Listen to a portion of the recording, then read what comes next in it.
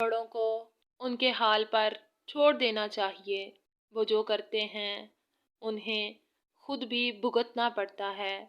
کہنے کا مطلب یہ ہے کہ ہر کسی کی زندگی میں محرومیاں ہوتی ہیں۔ ہماری زندگی مکمل نہیں ہو سکتی، یہ قدرت کا قانون ہے۔ جب تک بڑی سرکار زندہ ہیں تب تک تو میں اس بارے میں کچھ نہیں کر سکتا، مگر جب وہ نہ رہی تب میں وعدہ کرتا ہوں اگر میں زندہ رہا تو چھوٹی ماما کو اس حویلی میں خود لاؤں گا۔ یوشے کا جواب آکاشا نے مکمل خاموشی سے سنا، اتنی خاموشی سے کہ یوشے کو شک ہوا کہیں وہ چلا تو نہیں گیا۔ آکاشا، تم سن رہے ہو؟ یوشے کے پکارنے پر وہ ہنکار بھر گیا۔ اداس مت ہو، وقت کے ساتھ ساتھ سب خود بخود ٹھیک ہو جاتا ہے، یوشے نے تسلی دی۔ آپ کی زندگی تو مکمل ہے، ہر اعتبار سے آپ کو کیا فرق پڑتا ہے؟ آکاشا نے ماں کے دکھ میں یوشے کو بول تو دیا، مگر پھر خود ہی اسے اپنی جلد بازی کا احساس ہوا۔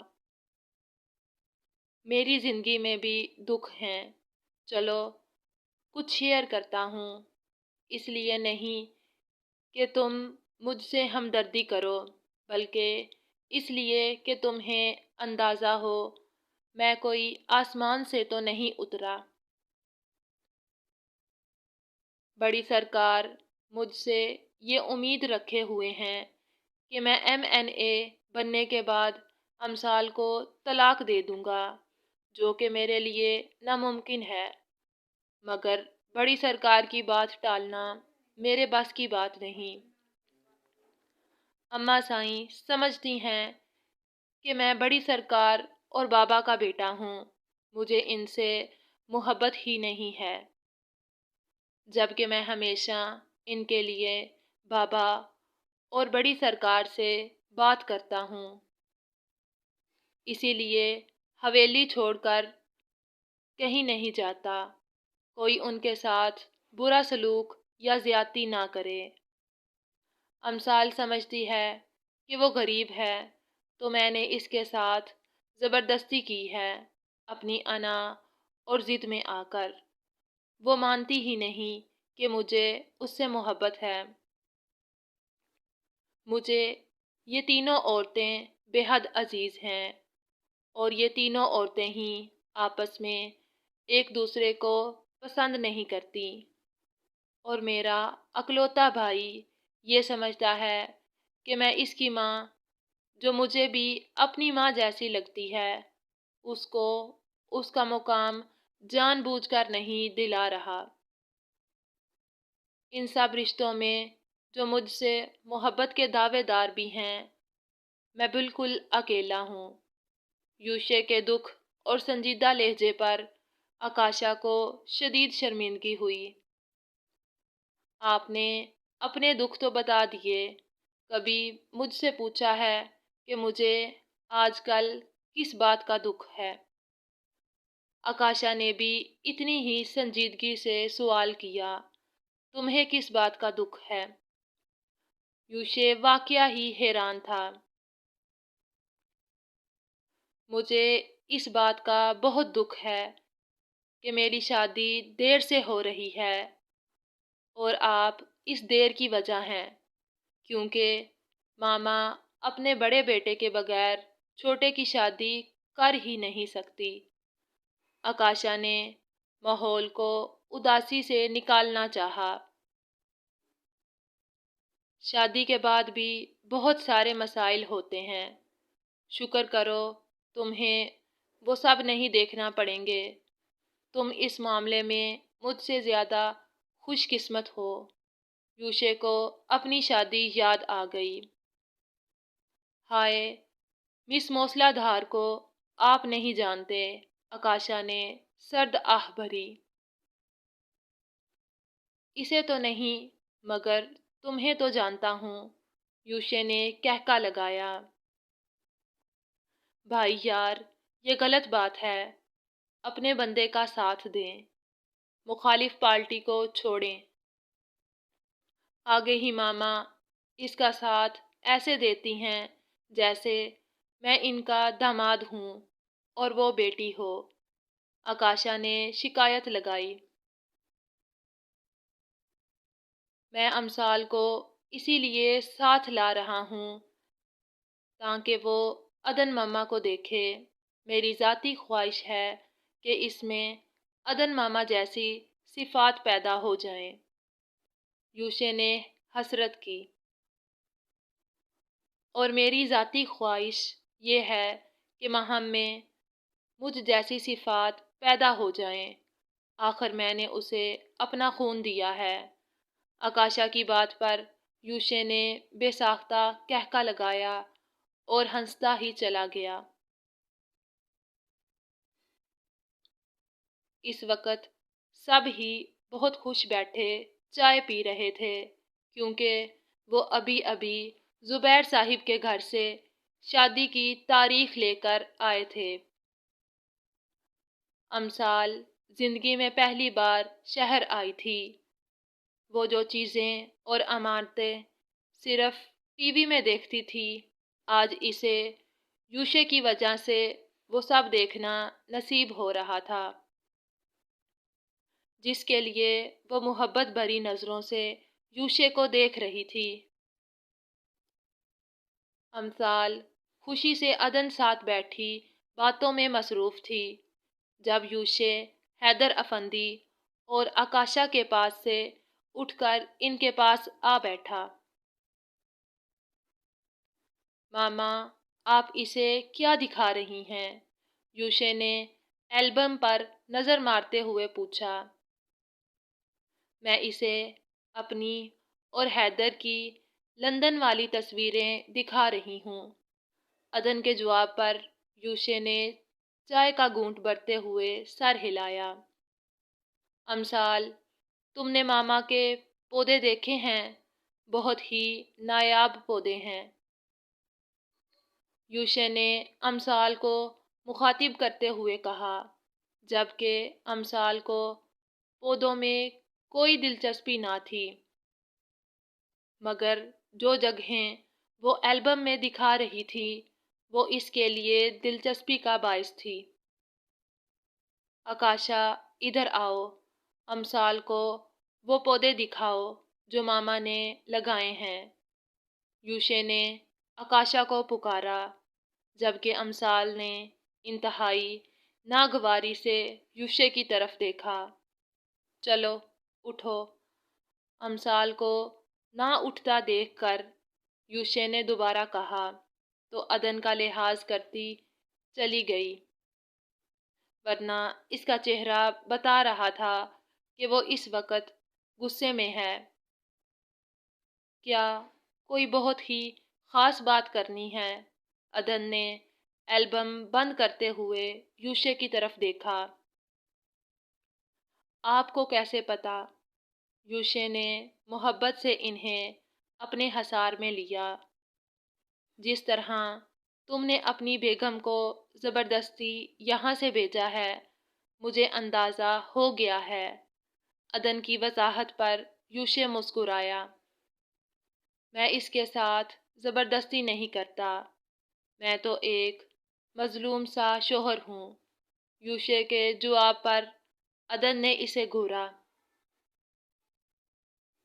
وہ بہت معصوم اور سادہ مزاج لڑکی ہے، اس کی خوشیوں کا خیال رکھا کرو، فائدے میں رہو گے۔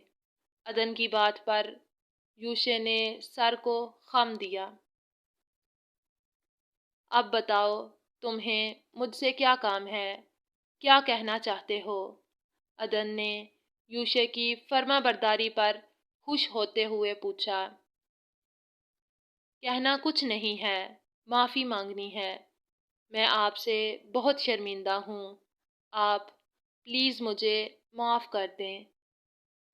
یوشے ایک دم نہایت سنجیدہ ہو گیا تو عدن کو شدید حیرت ہوئی۔ معافی کیوں مانگ رہے ہو؟ تم نے کیا کیا ہے؟ عدن نے ناسمجھی سے یوشے کی طرف دیکھا۔ میں آپ کو حویلی میں آپ کا مقام چاہ کر بھی نہیں دلا سکتا۔ یوشے نے سر جھکایا تو عدن کو پوری بات سمجھ آ گئی۔ یہ بات تم سے یقیناً آکاشا نے کی ہوگی، عدن نے پوچھا تو یوشے عدن سے جھوٹ نہ بول سکا۔ مجھے حویلی میں کوئی مقام نہیں چاہیے، جہاں مجھے مقام چاہیے تھا وہاں ملا ہوا ہے۔ عدن نے اپنے سے دور بیٹھے حیدر افندی کو دیکھ کر کہا، ہاں مگر کبھی کبھی دل کرتا ہے کہ حویلی میں مجھے بھی حیدر کی بیوی ہونے کے ناطے تھوڑا سا رتبہ ملے، مگر کوئی بات نہیں۔ عدن اداس ہوئی۔ چھوٹی ماما، میں اور بابا بڑی سرکار کو دکھی نہیں کر سکتے، وہ ہم سے بہت محبت کرتی ہیں، اسی لیے ہم ان کی محبت کے آگے چپ ہو جاتے ہیں۔ آخر کار وہ ہماری بڑی ہیں، ہم انہیں غلط نہیں کہہ سکتے۔ یوشے کے جواب پر عدن نے اس کے سر پر پیار سے ہاتھ پھیرا۔ بڑی سرکار کا لاڈلا بول رہا ہے۔ عدن کے کہنے پر یوشے ہنسا۔ کیا کروں، انہوں نے پالا ہی بہت لاڈ سے ہے، اس میں کوئی شک نہیں۔ یوشے نے کاندھے اچکائے تو اتنی دیر میں امسال واپس آ کر بیٹھ گئی۔ ماما، میں چاہتا ہوں آپ اسے بھی اپنی طرح بنا دیں، کچھ سکھائیں اسے۔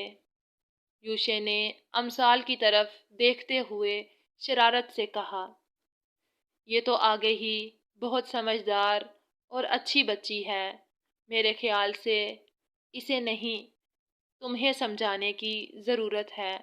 عدن نے محبت سے امسال کو اپنے ساتھ لگایا تو یوشے نے مدد طلب نظروں سے آکاشا کی طرف دیکھا۔ مجھے ایسے مت دیکھیں، ابھی آپ نے انہیں مس موسلا دھار کی حمایت کرتے ہوئے نہیں دیکھا، ورنہ آکاشا توبہ توبہ کرتے ہوئے حیدر افندی کی طرف چل دیا، جبکہ عدن نے محبت سے یوشے اور امسال دونوں کو ہی اپنے ساتھ لگا لیا۔ شکر ہے اللہ نے مجھے یہ دن بھی دکھایا ہے، حیدر، میں آج بہت خوش ہوں۔ عدن نے حیدر افندی کو پرفیوم چھڑکتے ہوئے کہا، اچھا جی، اگر آپ خوش ہیں تو میں بھی بہت خوش ہوں، کیونکہ میری خوشی کی اصل وجہ ہی آپ ہیں۔ حیدر افندی نے سفید شلوار قمیض کے اوپر بلیک واسکٹ پہنتے ہوئے جواب دیا، بس آپ کو ہر وقت ان کی فکر رہتی ہے، کم از کم آج کے دن تو میری فکر کر لیں۔ آکاشا نے دروازہ بجاتے ہوئے دونوں کو ڈسٹرب کیا، تم ابھی تک سیلون نہیں گئے؟ عدن نے گھڑی کی طرف دیکھتے ہوئے پوچھا۔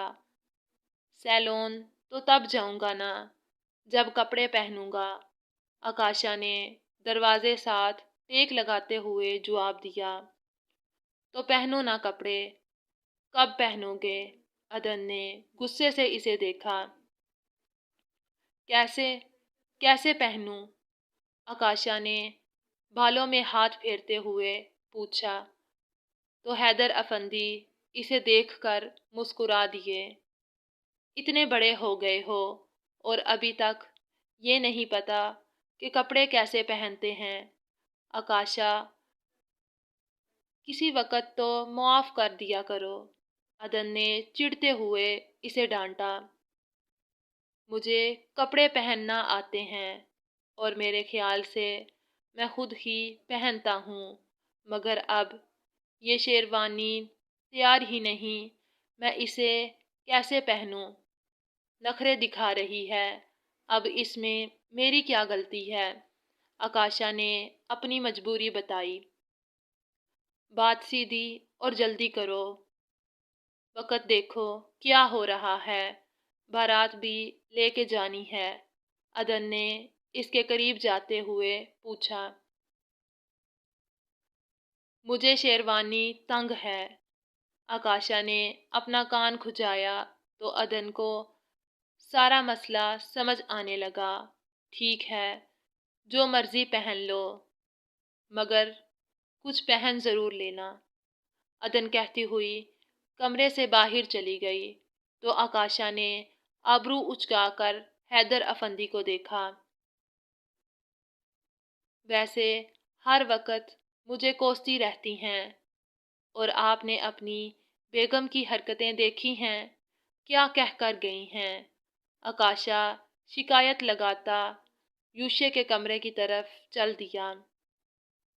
امثال ادھر آؤ، مجھے یہ کف لنک لگا دو۔ یوشے نے جان بوجھ کر امثال کو مخاطب کیا، جو اس وقت اپنی چپل پہننے میں مصروف تھی۔ ایک تو مجھ سے یہ جوتے نہیں پہنے جا رہے، تو میں ان کے ساتھ چلوں گی کیسے؟ امثال نے گولڈن ہیل والی چپل کی طرف اشارہ کیا۔ اچھا، میں پہنا دیتا ہوں، مگر ایک شرط پر کہ تم مجھے کف لنک لگا کر دو گی، یوشے کہتا ہوا امثال کی طرف بڑھنے لگا۔ جب دروازے پر آکاشا نظر آیا۔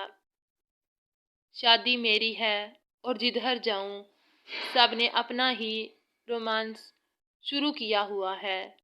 آکاشا بڑبڑاتا ہوا اندر داخل ہوا۔ کیا میں اندر آ سکتا ہوں؟ آکاشا نے یوشے کے قریب آتے ہوئے پوچھا۔ اب اور کتنا اندر آؤ گے؟ اب تو کمرے کی حدود بھی ختم ہونے والی ہے، یوشے نے دیوار کی طرف دیکھتے ہوئے جواب دیا۔ اچھے لگ رہے ہیں، آکاشا نے یوشے کا جائزہ لیتے ہوئے کہا تو امثال بھی مسکرا دی۔ یہ ڈائیلاگ ویسے میری بیوی کے تھے۔ یوشے نے پلٹ کر امثال کو دیکھا، جو دونوں بھائیوں کی گفتگو مزے سے سن رہی تھی۔ آپ ابھی تک تیار کیوں نہیں ہوئے؟ امثال نے آکاشا کی طرف دیکھتے ہوئے پوچھا۔ مجھے شیروانی نہیں پہننی، آکاشا منہ بناتا ڈریسنگ ٹیبل پر بیٹھ گیا۔ ویسے تمہیں اس بات کا جلدی خیال نہیں آ گیا؟ ولیمے کے بعد سوچ لیتے کہ بارات پر کیا پہننا ہے۔ یوشے کے طنز پر امثال ہنسنے لگی، جبکہ آکاشا دونوں کو گھور رہا تھا۔ چلو پھر ایسا کرو، جینز اور جاگرز ہی پہن لو، بارات کا وقت ہو رہا ہے۔ یوشے نے کلائی پر گھڑی باندھتے ہوئے کہا۔ شادی کے بعد آپ کی زبان خاصی میٹھی ہوتی جا رہی ہے۔ آکاشا کی بات پر یوشے نے بھرپور کہکا لگایا، جبکہ امثال کو بات سمجھ نہیں آئی۔ طنز نہ کریں، میرا مسئلہ حل کریں۔ آکاشا نے دونوں ہاتھوں میں موبائل گھمایا۔ یہ میرا ہے۔ یوشے نے آکاشا کے ہاتھ سے موبائل لیتے ہوئے اپنی پاکٹ میں رکھا۔ امثال، اگر تم نے چپل پہن لی ہے تو جا کر ماما سے پوچھو کوئی کام تو نہیں ہے۔ ویسے اس حالت میں تم کیا خاک کام کرو گی؟ یوشے کی بات پر امثال چھوٹے چھوٹے قدم اٹھاتی کمرے سے باہر نکل گئی۔ میرے خیال سے وہ ناراض ہو کر گئی ہیں، آکاشا نے امثال کی پشت کو دیکھتے ہوئے تبصرہ کیا۔ اسے چھوڑو، وہ میرا مسئلہ ہے، اور تم بتاؤ کہ تمہارا کیا مسئلہ ہے؟ یوشے نے شیشے میں اپنی تیاری پر آخری نظر ڈالی اور آکاشا کو دیکھا جو بظاہر لاپرواہ بنا ہوا تھا۔ اب اس منہ سے نکال بھی دو جو اس دماغ میں تیار ہو رہا ہے۔ یوشے کی شرارت سمجھتے ہوئے آکاشا مسکرایا۔ مجھے آپ جیسے کپڑے پہننے ہیں جیسے آپ نے اپنی شادی پر پہنے تھے، وہی روایتی لباس۔ آکاشا کی فرمائش پر یوشے نے پہلے اسے پھر گھڑی کو دیکھا۔ اگر تمہارا ایسا ارادہ تھا تو پہلے بتا دیتے، اب اتنے کم وقت میں یہ سب کیسے ہوگا؟ یوشے کو سچ مچ حیرت ہوئی۔ بھائی یار، آپ لوگ بارات لے کر جائیں، میں بعد میں آ جاؤں گا۔ آکاشا کے جواب پر یوشے کا دل کیا اپنا سر پیٹ لے۔ دلہے کے بغیر بارات ہوتی ہے؟ یوشے نے پوچھا یا بتایا۔ آکاشا نے نوٹس لینا ضروری نہیں سمجھا۔ میں نے آپ جیسے کپڑے پہننے ہیں، آخر میں بھی تو حیدر افندی کا بیٹا ہوں، تو مجھے بھی اپنی شادی پر روایتی ڈریس پہننا چاہیے جو شروع سے افندی خاندان میں چلتا آیا ہے۔ دادا نے بھی پہنا، بابا نے بھی پہنا، آپ نے پہنا، اور اب میں بھی۔ آکاشا کی لاجک پر یوشے کا سر گھوم گیا۔ پہلے بتاتے نا، اب دیر ہو گئی ہے، چلو شاباش، شیروانی پہن لو، وقت دیکھو کیا ہو رہا ہے، وہ لوگ انتظار کر رہے ہوں گے۔ یوشے نے موقع کی نزاکت کو مد نظر رکھتے ہوئے سمجھانا چاہا۔ انہیں انتظار کرنے دیں، آپ ان کی فکر نہ کریں۔ سسرال والوں کو زیادہ سر نہیں چڑھانا چاہیے۔ آکاشا نے آنکھ ماری تو یوشے نے ہار مانتے ہوئے اپنا موبائل نکالا۔ نوید، تم اس وقت کہاں ہو؟ یوشے کے پوچھنے پر نوید نے اپنے سامنے ناراض بیٹھی بطول کو دیکھا۔ سائیں، ڈیرے پر ہوں۔ نوید کا جواب بطول کو حیران کر گیا۔ خیریت، اس وقت ڈیرے پر ہو؟ یوشے نے گھڑی کی طرف دیکھا جو صبح کے 10 بجا رہی تھی۔